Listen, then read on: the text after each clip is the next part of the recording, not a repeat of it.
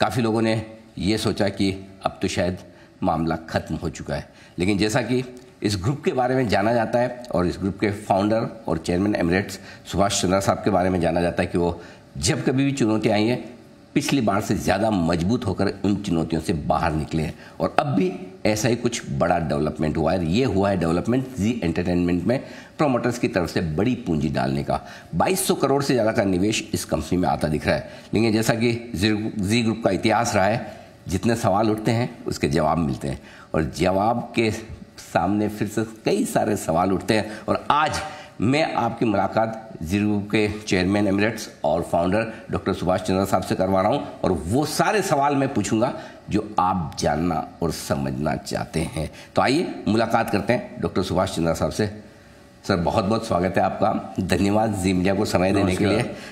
भले ही वैसे मैं और मेरा चैनल जी मीडिया के हिस्से हैं, लेकिन आज मैं सवाल मेरे अपने नहीं, मेरे दर्शकों के और आपकी कंपनी के जो शेयर होल्डर्स हैं उनके बिहाफ पर पूछना चाहता हूं। तो शायद थोड़े से तीखे और मुश्किल सवाल भी होंगे।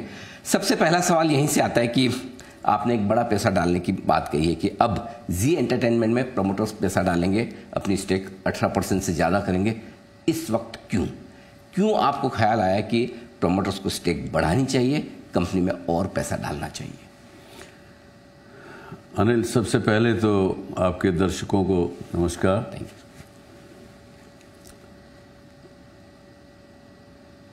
जैसा आपने कहा कि आप अपने जी बिजनेस के दर्शकों के या आपके जो क्लाइंट्स हैं और हैं उनके जो मन में प्रश्न हैं वो पूछेंगे। पूछिए, भले ही सवाल तीखे हों, भले ही एम्बैरेसिंग हो, कैसे भी हो, मैं ज़रूर चाहूँगा कि आप सभी सवाल पूछिए और मैं भी बेबाकी से जवाब दूंगा। और सभी सवालों के जवाब मन से, दिल से देने के बारे में मैं जाना भी जाता हूँ जी। अब आपका प्रश्न पहला है कि इस समय में क्यों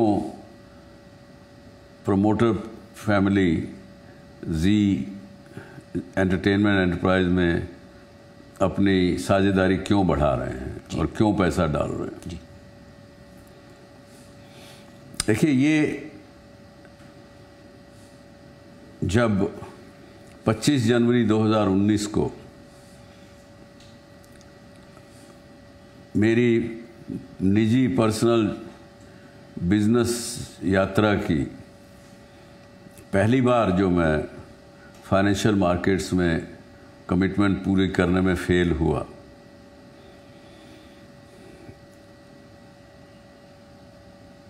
और 2020 के आते आते हमने जो हमारे 44% साझेदारी जी एंटरटेनमेंट एंटरप्राइज में थी उसको बेच करके हमने लोगों का पैसा चुकाया और केवल 4% हमारी हिस्सेदारी रह गई। तभी भी मैंने, शायद ध्यान है मुझे कि मैंने कहा था कि जब भी कभी होगा हमारे पास पैसे होंगे तो हम वापस अपनी साझेदारी को बढ़ाना चाहेंगे। तो हमने लगभग सभी के ही पैसे लोन चुकाए हैं। 40,000 करोड़ रुपए से ज़्यादा लोन चुकाया है। मुझे इस बात का कोई अफसोस नहीं बल्कि खुशी है कि हमने इतना पैसा चुकाया और अपना सर ऊंचा करके आज हम चल पा रहे हैं। तो वो लोन चुकाने के बाद अभी जो हमारे पास कुछ पैसा, जो रिकवरी के कुछ पैसे इंफ्रास्ट्रक्चर के और के आ रहे हैं, तो इसलिए हमने इसमें डालने का तय किया। पिछली बार मुझे याद है जब मैंने आपका इंटरव्यू किया था तब मैंने आपको पूछा भी था कि लोग बातें कर रहे हैं कि आपको इतना कर्ज चुकाना है, कहीं आप देश छोड़ के तो नहीं जा रहे हैं, कहीं भाग तो नहीं रहे। आपने कहा था मैं एक एक पैसा चुकाऊंगा। चलिए, आपने पैसा चुकाया। दो चीज़ें यहाँ मैं जानना चाहता हूँ। पहला तो ये कि क्या अब जितनी आपकी लेन देन थी सब चुका दी गई हैं, और दूसरा ये उस चुकाने के बाद इतना पैसा कहाँ से आया? ये सब लोग जानना चाहते हैं कि डॉक्टर सुभाष चंद्रा के पास इतना पैसा आया कहाँ से कि सारे अपने जितने कर्ज थे वो चुका दिए और उसके ऊपर आप और कंपनी में पैसा ला पा रहे हैं? देखिए, पहले तो हमने लगभग सबका पैसा चुकाया है जी, और 2-3 अकाउंट जो स्टैंडर्ड अकाउंट हैं, जो अभी भी पैसा देना है कुछ अकाउंट्स में, वो नॉर्मल रूटीन में है और वो समय रहते जब भी ड्यू होगा चुकाया जाएगा। और ये जो पैसा अभी हमारे पास आया है इंफ्रास्ट्रक्चर को लेकर के, हमारे कई स्टेट गवर्नमेंट से पैसे अभी और भी आने हैं।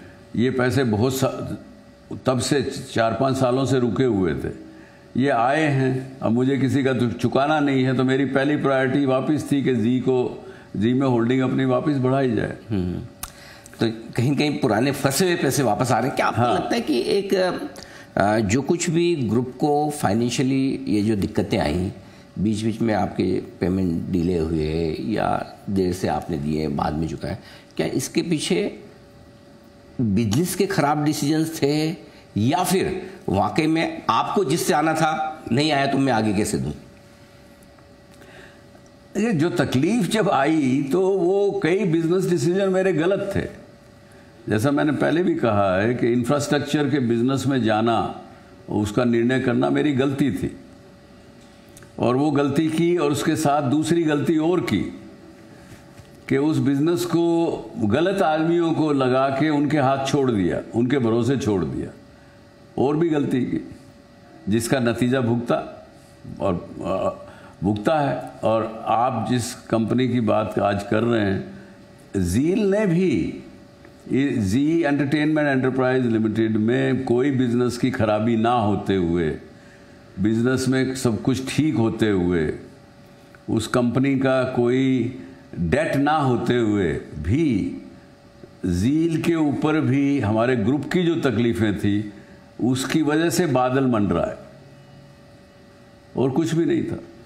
आप वैसे तो सर एक बड़े मजबूत व्यक्तित्व वाले आदमी हैं, लेकिन आपका ये जो सॉफ्ट कॉर्नर वाला है या सॉफ्ट वाला जो एस्पेक्ट है, मैंने 2-3 बार इंटरव्यू में देखा है कि आप एक्सेप्ट भी करें कि हाँ मैंने कुछ बिजनेस डिसीजन गलत लिए हैं, लेकिन अब ये जो डिसीजन है आपका स्टेक बढ़ाने का, इसके बारे में लोग जानना चाहते हैं कि अल्टीमेटली जो जी एंटरटेनमेंट के जो शेयर होल्डर्स हैं, माइनॉरिटी शेयर होल्डर्स हैं, उनको फ़ायदा कैसे? क्योंकि स्टेक तो आपकी बढ़ रही है, डाइल्यूशन भी हो रहा है, उन्हें कैसे फ़ायदा होगा? मुझे तो उल्टे बात है। आपका सवाल जो आप कह रहे हैं ठीक कह रहे होंगे, सवाल आपका सही होगा, लेकिन मुझे जो ज़ील के इन्वेस्टर रिलेशन के लोगों ने मुझे पिछले 8-10 महीने से जो बता रहे हैं, वो बल्कि यही बता रहे हैं कि minority share holder, institutional share holder ये कहता है कि भाई प्रमोटर 4% की साझेदारी होते हुए भी कंपनी को चला रहे हैं, तो उनका स्किन इन द गेम कहाँ है? उनका अपना क्या जाता है, क्या बिगड़ता है? तो इसलिए वो लोग अनकंफर्टेबल थे। और साथ में ये भी था उन लोगों को कि भाई ये इन लोगों के, इन प्रमोटर ग्रुप के अलावा कोई दूसरा चला भी नहीं सकता इस कंपनी को, क्योंकि ये कंपनी एक इतना बड़ा मॉन्स्टर बन चुकी है, इतना बड़ा बिजनेस ये खड़ा हो चुका है कि हर एक आदमी का बस का नहीं है इस कंपनी को चलाना। तो माइनॉरिटी शेयर होल्डर चाहते हैं कि हमारी स्टेक बढ़े, ये बड़ा कारण रहा मेरा इसके अंदर अब ये निर्णय करने का। लेकिन साथ ही सर एक दूसरे तरह के कुछ इन्वेस्टर्स हैं जो है तो माइनॉरिटी, लेकिन वो इंस्टीट्यूशनल इन्वेस्टर्स जिन्हें कह सकते हैं, कोई फंड तरह के, वो सोचते हैं कि अरे फिर से डॉक्टर सुभाष चंद्र आ गए कंपनी में, तो अब क्या होगा आगे? क्योंकि क्या है कि उन्हें ये एक बात पक्की कि आपकी कॉर्पोरेट राइवलरी, आपके इतने पूरे कॉर्पोरेट्स में कितने दुश्मन हैं सब जानते हैं, और वो इस वजह से भी कि आप बड़े मजबूती से किसी के भी सामने खड़े होते हैं, लेकिन वो सब भी आपकी एक बात के लिए तारीफ ज़रूर करते हैं कि इस बंदे में दम बहुत है और अपनी बात के लिए अड़ जाता है, खड़ा रहता है। शायद ये वजह रही कि आपको काफ़ी मुश्किलें भी झेलनी पड़ी। अब बड़ा सवाल ये कि वापस से अगर आप एक्टिव रोल में आकर जी एंटरटेनमेंट को देखेंगे तो जो लोगों के मन में है कि विजन आपका जो है, इसके बारे में आपके दुश्मन भी आपकी सराहना करते हैं कि आप समय से बहुत आगे, बहुत ज़्यादा सोचते हैं, लेकिन एग्जीक्यूशन को लेकर हमेशा क्वेश्चन मार्क है। अनिल जी, मुझे लगता है आप सीधा सवाल पूछने से घबरा रहे हैं। ना ना, बिल्कुल ऐसा नहीं। हाँ, मैं बताता हूँ आप सवाल क्या करना चाह रहे हैं, जिसके लिए झिझक भी रहे हैं जी। आपका ये कहना है कि अगर सुभाष जी वापस कंपनी में आ गए तो जो काम पहले लोगों के मन में है कि सुभाष जी ने जी में से पैसा निकाल लिया, कहीं ये दोबारा तो शुरू नहीं हो जाएगा, ये सवाल आप करना चाहते थे लेकिन आप शर्मा रहे थे। मैं आपको बताता हूं अनिल जी क्या है, ये एक दुर्भाग्य की बात है। आज सेबी ने हम पर, मुझ पर और मेरे बेटे जो एमडी सीईओ थे हैं इस कंपनी के, पुनीत के ऊपर ये इल्ज़ाम लगाया कि हमने 200 करोड़ रुपया कंपनी से निकाला। अब उसके सारे प्रूफ हमने दे दिए कि भाई नहीं निकाला, कहाँ से पैसा आया, कैसे वो कंपनी को वापस दिया। कंपनी के पैसे यस बैंक ने कंपनी की एफडी एनकैश की, नाजायज एनकैश की। फिर भी हम कह सकते थे हम क्या करें, लेकिन हमने फिर भी वो 200 करोड़ रुपया अपने शेयर बेच करके कंपनी को वापस दिए। अब कहीं ना कहीं हमारी कंपनी के जो कम्युनिकेशन के लोग हैं, पब्लिक रिलेशन के लोग तो खैर हैं ही नहीं, पर जो भी हैं इन्वेस्टर रिलेशन के लोग हैं, उन्होंने ठीक से कम्युनिकेट नहीं किया। इस बात का मुझे गुस्सा भी है और मुझे अफसोस भी है। जो व्यक्ति 40,000 करोड़ रुपया लोगों का दे रहा है, कर्जा चुका रहा है, वो क्या अपनी कंपनी जो कि मेरी बच्चे के बराबर है, वो कंपनी नहीं है, वो मेरे बच्चा है, ये जी एंटरटेनमेंट एंटरप्राइज, मैं क्या उसको नुकसान पहुंचाऊंगा, उससे पैसे निकालूंगा? बात तो सही। केवल कम्युनिकेशन की कमी रही। और दुर्भाग्य से एक और बात रही, जो पुनीत ने सीईओ के नाते यहाँ पे कई बड़े सीनियर एग्जीक्यूटिव रख लिए थे, 15-15 करोड़ 20-20 करोड़ रुपए साल की तनख्वाह के लोग, जिन्होंने नुकसान किए इस कंपनी के। आज मैं आपके चैनल के माध्यम से आपके जी के इन्वेस्टरों को ही कहता हूं, माफी मांगते हुए कहता हूं कि इन लोगों ने Z5 के अंदर 6-6.5 हजार करोड़ रुपए का नुकसान किया है। माय गॉड, ये नहीं बताएंगे, ये बताया नहीं कि हमने नुकसान किया। प्रमोटर ने पैसा निकाला ऐसा लोग कह रहे हैं, चुपचाप सुन रहे हैं। तो कहेंगे प्रमोटर ने कहीं ना कहीं, ये हो सकता है आज किसी मुसीबत में आ गए, आज किसी की दिक्कत आ गई, कुछ आ गया, कभी 150 करोड़ रुपया ले लिया होगा जील से, उसको 5 दिन बाद वापस दे दिया होगा, इतना जरूर किया हो सकता। लेकिन जील से पैसा नहीं निकाला प्रमोटर्स ने। आज मैं पहली बार ठोक के डंके के चोट पर कह रहा हूं। तो आप नहीं, दूसरी बात मुझे पूरा कहने दीजिए। जी जी जी। दूसरी बात जी, मैं नहीं आ रहा हूं कंपनी में। आप जो कह रहे हैं एक्टिवली आप आ रहे हैं, एक्टिवली आप चलाएंगे, अभी भी कंपनी पुनीत ही चला रहा है, अमित और पुनीत दोनों चला रहे हैं। मुझे बोर्ड के चेयरमैन ने और बोर्ड ने कहा कि आपको यहाँ पे हमको आके एडवाइस देनी पड़ेगी। उन्होंने बल्कि एक रेजोल्यूशन का हवाला दिया जब मैंने रिजाइन किया था बोर्ड से, उसका हवाला दिया कि आपने कमिट किया हुआ है। तो इसलिए मैं वापस आया in the sense I am advising whenever they need, whenever the management of the company, Puneet, board wants my advice in anything, I am there to advise. Some people will not like that advice. Some people not be happy. क्योंकि जब मैं 18 तक मैं company में active as a chairman था, it was a very excellent combination of Puneet and Subhash Chandra. Puneet was a soft guy. People loved him. People liked him. He's a good brain, everything. On the other hand, I was there as a watchdog. I will not let him waste money. It's very easy in this company, in this business of entertainment, in the film industry. एक film आप वही 5 करोड़ की भी खरीद सकते हो और उसी फिल्म को 50 करोड़ की भी खरीद सकते हो। कोई रेट कार्ड नहीं है राइट फिल्मों का। लोग भले बैठे हुए हैं यहाँ पे आपसे पैसा खींच लेने के लिए, राइट, वो मैं नहीं होने देता था। तो बड़ा अच्छा कॉम्बिनेशन था जिसकी वजह से सारा कुछ ठीक चलता था। Vision plus execution. और ये तो मैं खुद वाउच कर सकता हूँ, क्योंकि मैं इस ग्रुप का हिस्सा हूँ, तो मुझे पता है कि हम पैसा कितना सोच समझकर कहीं भी खर्च करते हैं, छोटी हो या बड़ी चीज़ हो, कि जहाँ एक पैसा वेस्ट होना नहीं चाहिए। और 2-3 साल पहले जब ये सब हो गया, सब कुछ हुआ, 1-2 कुछ मुझे शिकायतें आई, तो मैंने पुनीत से एक ही कहा, देखो बेटा, आज आप कंपनी के मालिक नहीं हो। 44% जब था आपके पास तब आप मालिक थे, आज आप मालिक नहीं हो, आप केवल 4% के हो। आप कस्टोडियन हो 96% शेयर होल्डर के पैसे के। आपको कोई अधिकार नहीं जाता कि किसी को गलत पैसा कंपनी का दे दो। ये बात कहने वाला मैं पहला व्यक्ति था। तो आपको लगता है कई बार क्या होता है कि बढ़िया कमाई हो रही है, सब कुछ बढ़िया चल रहा है, तो पैसा खर्च करते वक्त थोड़ा सा हाथ खुला हो जाता है, यही छोटी सी गलती हुई है, बाकी और कुछ नहीं?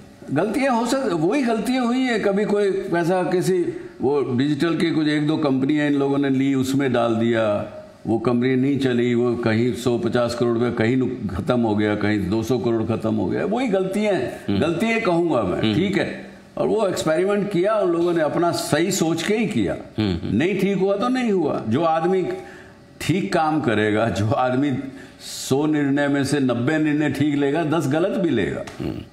आपने बीच में अभी सेबी का जिक्र भी किया। सेबी के साथ आपका रिश्ता जग जाहिर है, और शायद ही हिंदुस्तान में कोई ऐसा एक कॉरपोरेट होगा जिसमें ये हिम्मत हो कि सेबी के सामने खड़ा होकर कुछ बोल सके। आपने प्रेस कॉन्फ्रेंस की, उसमें मैं भी था, साक्षी था। आपने बहुत मजबूती से कई सारे आरोप लगाए भी।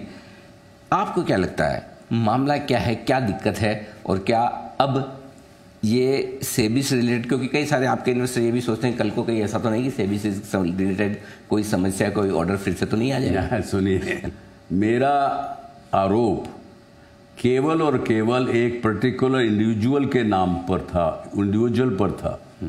वो आज वहाँ पे नहीं है, इसलिए मैं नाम भी नहीं लेना चाहता। लेकिन सेबी ने, हमने केवल आज 1983 में मेरा पहला इशू आया एसएल पैकेजिंग का, और दूसरा इशू 93 में जी का आया। हम 2 ही इशू किए हैं। मेरा सेबी से क्या संबंध आएगा इन 2 इश्यूज के अलावा? कभी नहीं।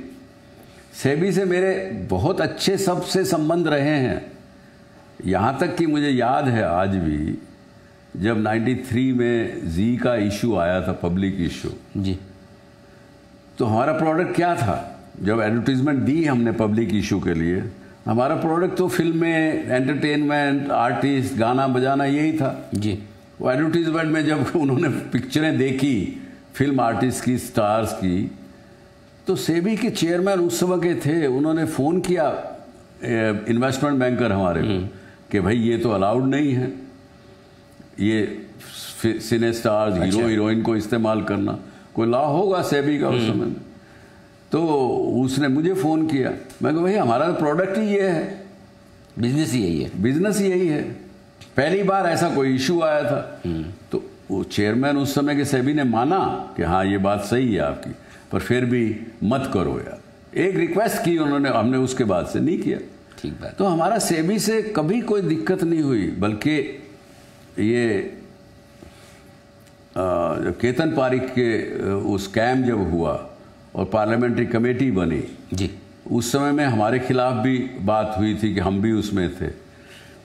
तो 4 साल तक वो जांच चली होगी, जांच चलती रही, लेकिन हमें क्लीन चिट मिली नहीं।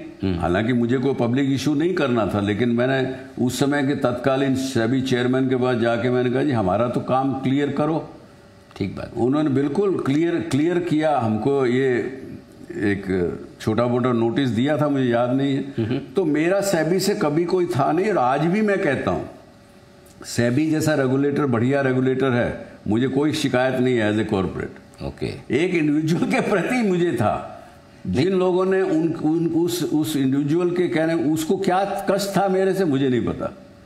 हाँ, ये जरूर कहूंगा कि उस अकेली उस महिला की वजह से हजारों लाखों शेयर होल्डर्स का नुकसान हुआ है। आज मैं कहता हूं उनको, चाहे वो भी सुन रही होंगी, उनको अगर चाहें तो मेरे पर दावा कर सकती हैं, उन्होंने सोनी और जी का मर्जर नहीं होने दिया।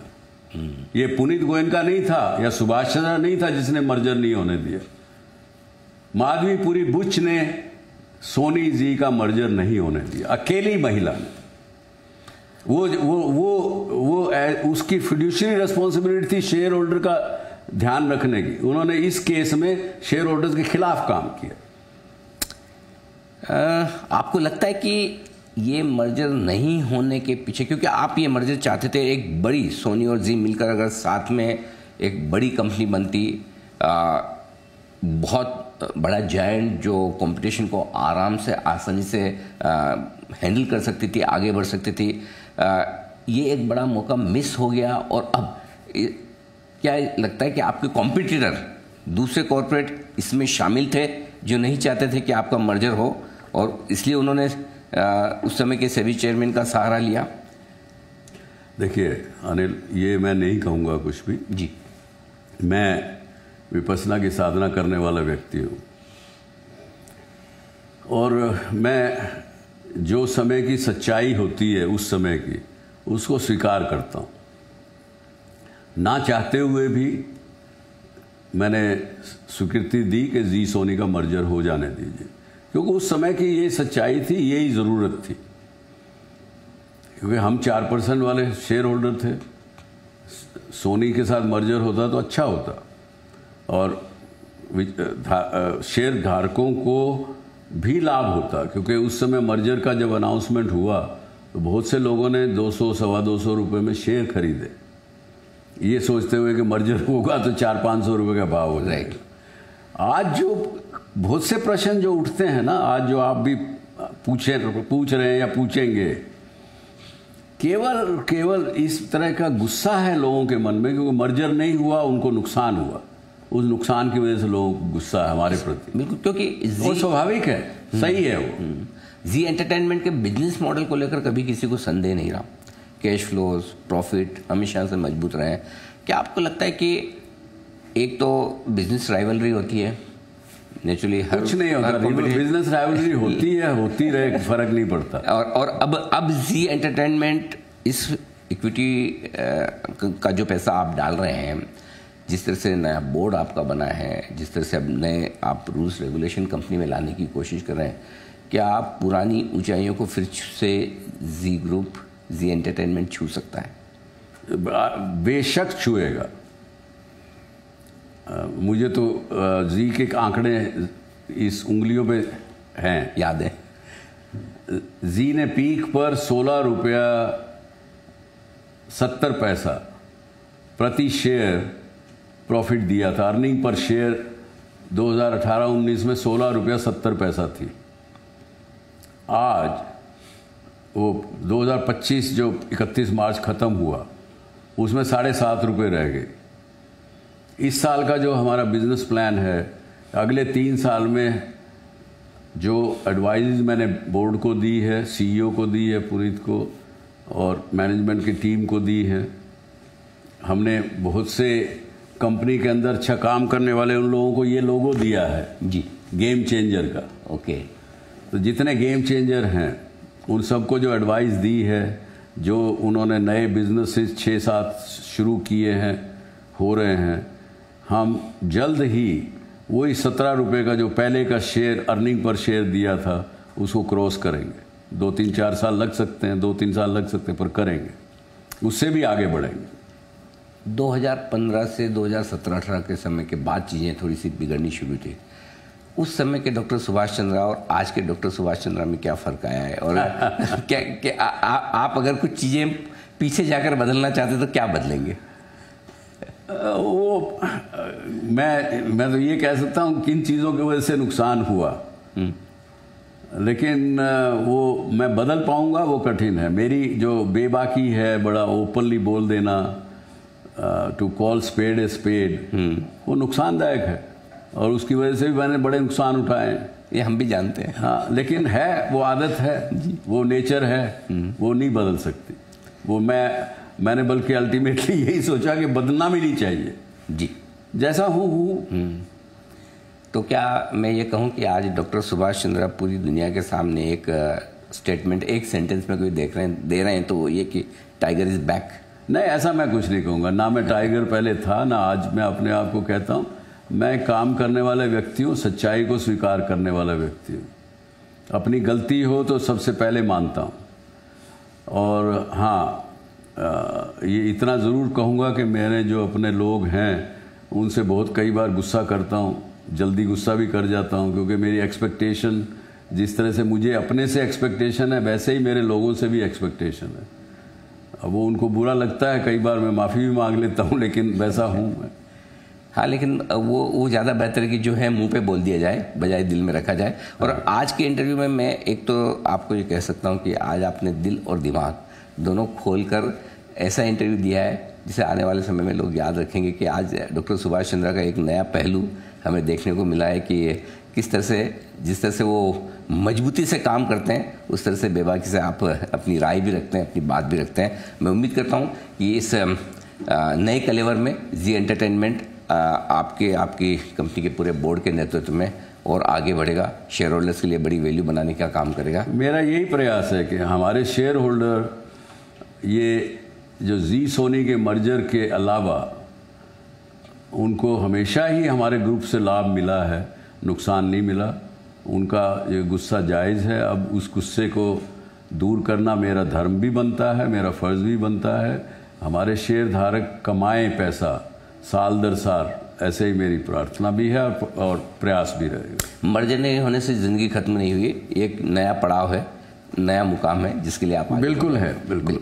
बहुत बहुत शुभकामनाएं आपको। और मैं उम्मीद करता हूं कि आपके नेतृत्व में जी एंटरटेनमेंट और पूरा जी ग्रुप नई ऊंचाइयों को छूने की कोशिश करेगा। और आज हमसे बात करने के लिए और बेबाकी से अपनी बात रखने के लिए आपका बहुत बहुत शुक्रिया। धन्यवाद। Thank you so much. नमस्कार।